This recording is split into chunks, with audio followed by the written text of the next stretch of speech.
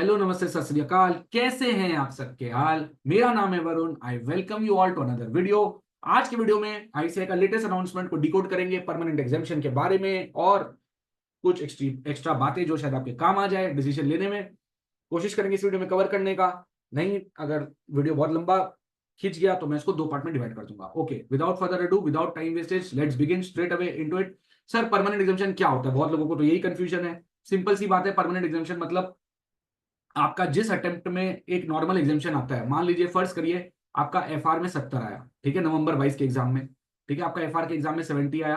तो ये जो 70 आया ना, अब आप क्या होगा, मई 23, पहले क्या होता था, जो पहले होता था वही अभी होगा। मई 23, नवंबर 23 और मई 24, ये तीन अटेम्प्ट तक तो आपका 70 काउंट हुआ होगा। ठीक है, इस एग्जाम्पल के हिसाब से, और आप अपना एग्जाम्पल बना लेना, आप अपना केस ले लेना। तो वो जो तीन अटेम्प्ट तक काउंट हुआ, एक्चुअल मार्क्स काउंट हुआ 70। हाँ, एक्चुअल काउंट 70 हुआ। एग्जाम में 70 आया था नवंबर 2022 में, और आगे एग्जामिशन में भी आपका 70 काउंट हुआ। मतलब जब भी कैलकुलेशन हुआ, जब भी हर अटेम्प्ट का रिजल्ट आया था, आपका 70 70 70 रिफ्लेक्ट हुआ। अब आता है यहाँ पर परमानेंट एग्जामिशन। अब पहले क्या होता था, मेट तीन अटेम्प्ट के बाद में आपका एग्जामिशन जो है वो लैप्स हो जाता था और आपको वापस से वो पेपर देना पड़ता था। ठीक है, यहीं पर परमानेंट एग्जामिशन घुस जाता है। ठीक है, तीन अटेम्प्ट के बाद में पेपर लैप्स अगर आपको नहीं करवाना है और आपको वो पेपर को जिंदगी भर परमानेंटली एग्जाम रखना है, तो आप ये ऑप्शन एक्सरसाइज कर सकते हो। और ये ऑप्शन एक्सरसाइज करने के लिए आपको परमानेंट एग्जामिशन विंडो के अंदर में अप्लाई करना पड़ेगा, उसके बारे में आगे बात करेंगे। और ये ऑप्शन इंस्टीट्यूट ने न्यू स्कीम के लिए ये नया रिलैक्सेशन टेक्निक निकाला, लेकिन इसमें अंदर में कुछ कैविएट्स भी है जो आगे बात करेंगे। ठीक है, तो तीन अटेम्प्ट तक तो, पहला तीन अटेम्प्ट आफ्टर एग्जामिशन बिल्कुल ठीक है। परमानेंट एग्जामिशन उसके बाद आता है, comes in after these three attempts. ठीक है, it is a new option provided by ICAI with effect from May 2024 attempt onward, where now you have to option make to. तो मैंने ये बता दिया। फिर अब कुछ फायदा और इसके कुछ फायदे, कुछ रूल्स हैं। जैसे ही आप परमानेंट एग्जामिशन लोगे ना, तो ये एग्जाम्पल में वापस आते हैं। आपका तो 70 आया था नवंबर 2022 में, तो मई 23, नवंबर 23, मई 24 में तो 70 काउंट हुआ, मैंने आपको बताया। नवंबर 24 से अगर आप परमानेंट एग्जामिशन लोगे, तो ये एफआर कितना मार्क्स के लिए काउंट होगा? Only for 50 marks in your marksheet. यानी कि जिस पेपर में भी आप परमानेंट एग्जामिशन लोगे, है ना, जिस पेपर में भी आप परमानेंट एग्जामिशन लोगे, उस पेपर में, जिस पेपर में भी परमानेंट एग्जामिशन लोगे, उस पेपर में आपका कितना काउंट होगा मार्क्स? 50 मार्क्स। इससे बेसी आपका काउंट नहीं होगा। ठीक है, only and only 50 marks count होगा, उससे बेसी आपका काउंटिंग नहीं होगा। ठीक है, तो इसका मतलब ये कि बाकी पेपर में फिर आपको जो रिमेनिंग मार्क्स है पास होने के लिए वो लाना पड़ेगा। अभी न्यू स्कीम में एक ग्रुप को पास करने के लिए कितना मार्क्स चाहिए? 150 मार्क्स, सबको पता है। तो 50 मार्क्स आपका एफआर में आ गया। अब नवंबर 24 में मान लेते हैं, अब आपका बाकी दो पेपर में, मान लीजिए आपका ऑडिट में 40 आया और एएफएम में 60 आया। ठीक है, तो आपका 100 मार्क्स आ गया और एफआर में 50 काउंट हो गया, एग्जामिशन की वजह से, परमानेंट एग्जामिशन की वजह से, पीई की वजह से। तो आप तो पास हो गए। Wow, congrats. Answer is no, you failed. यहीं पर आता है इंस्टीट्यूट का second blow, second major blow यहीं पे आता है।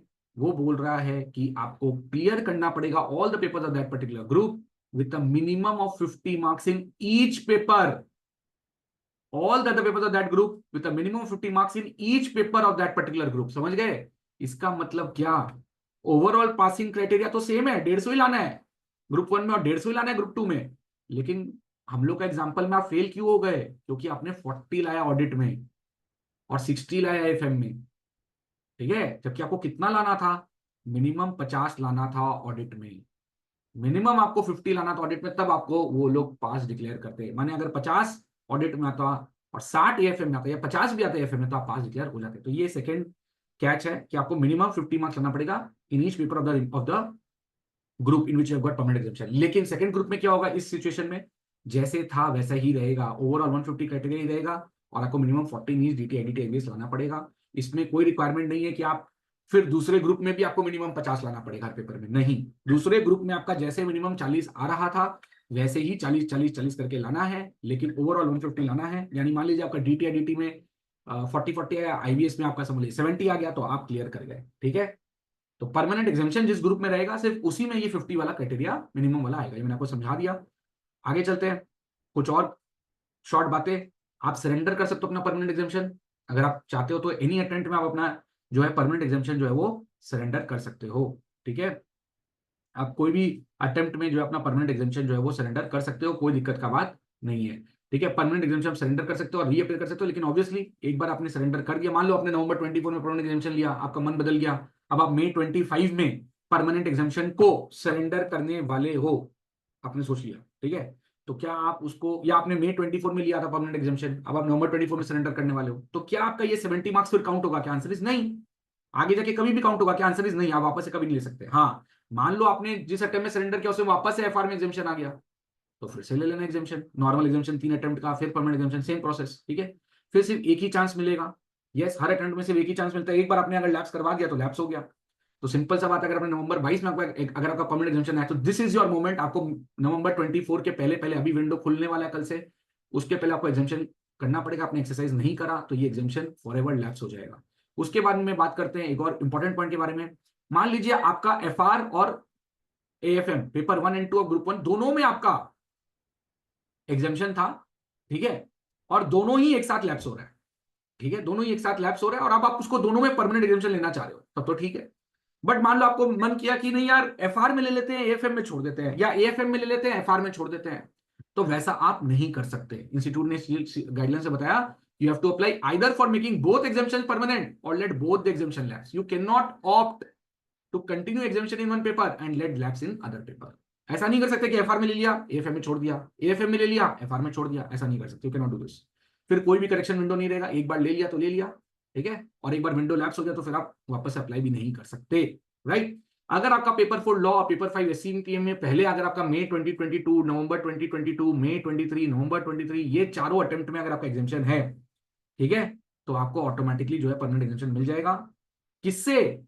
न्यू स्कीम में तो कोई पेपर नहीं है इसका। किससे मिलेगा? सेल्फ पेस मॉड्यूल से।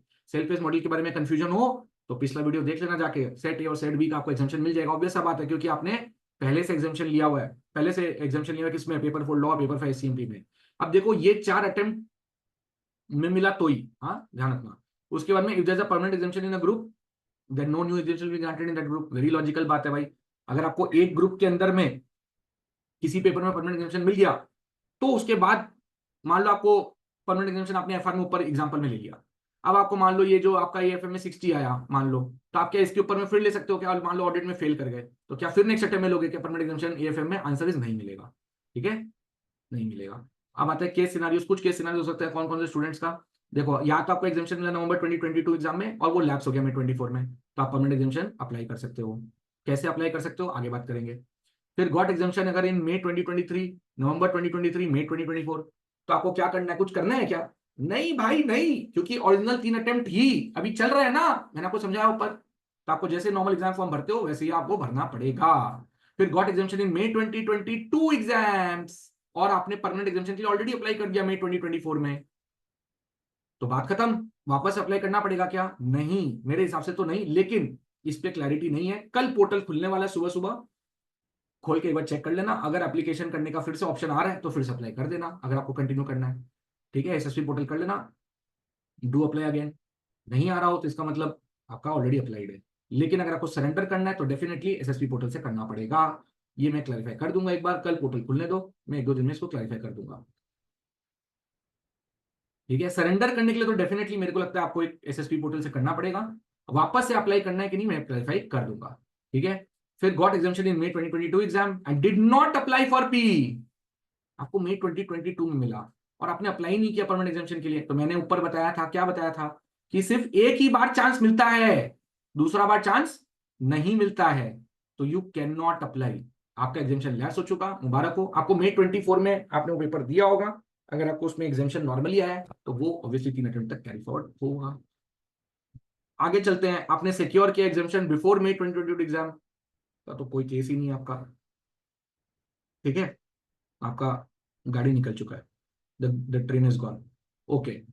अब how and when to apply, आपको एसएसपी पोर्टल से अप्लाई करना है, सिंपल सा बात है। अब अप्लाई कब तक कर सकते हो, या अपडेट देख सकते हो स्क्रीन पे, 7 से 26 अगस्त, यानी कि कल से स्टार्ट हो रहा है ये process, okay great. Do I need to first fill exam form? कल से, आज से वीडियो अपलोड होगा जब जिस दिन से, मतलब 7 अगस्त से बेसिकली, ठीक है। Do I need to first fill exam form और अप्लाई फॉर परमानेंट एग्जामेशन? बिल्कुल, इसमें कोई ऑफिशियल क्लैरिफिकेशन नहीं है, आप कुछ भी कर सकते हो, लेकिन मेरा सजेशन ये रहेगा कि first you should apply for permanent exemption and then 1 और 2 days later you fill your exam form, ठीक है। एक दिन बाद फिल करो, वैसे आप कुछ भी कर सकते हो, कोई दिक्कत का बात नहीं है, ठीक है। अगर आपको फिर भी कोई क्लैरिफिकेशन चाहिए तो ये रहा वेबसाइट, ठीक है, ये रहा, सॉरी, मेल आईडी, इस पे आप मेल करके अपना दुविधा को व्यक्त कर सकते हो। What is the source of this document, मैंने दोनों चीज का लिंक दे दिया है, आप खोल के देख लेना। मैं लास्ट वीडियो में प्रूफ दिया था, बहुत लोगों ने बोला वीडियो लंबा हो गया, मुझे फीडबैक मिला, तो इस बार मैं आईसीए का जो गाइडेंस नोट और अनाउंसमेंट है मैं नहीं खोल के दिखा रहा हूँ, आप लोग इसको खोल के देख लेना, वही सारा बात लिखा हुआ है जो मैंने ऑलरेडी एक्सप्लेन किया है। ठीक है, खोल के दिखाने का सिर्फ टाइम वेस्ट होगा और कुछ नहीं होगा, वीडियो लंबी खींचेगी। That's it for this video. आगे बात करेंगे whether to opt for permanent examination और नॉट। यस, पॉपुलर कंफ्यूजन है ये, अभी ये वीडियो नहीं, इसके नेक्स्ट वीडियो में बात करेंगे। चलिए बाय।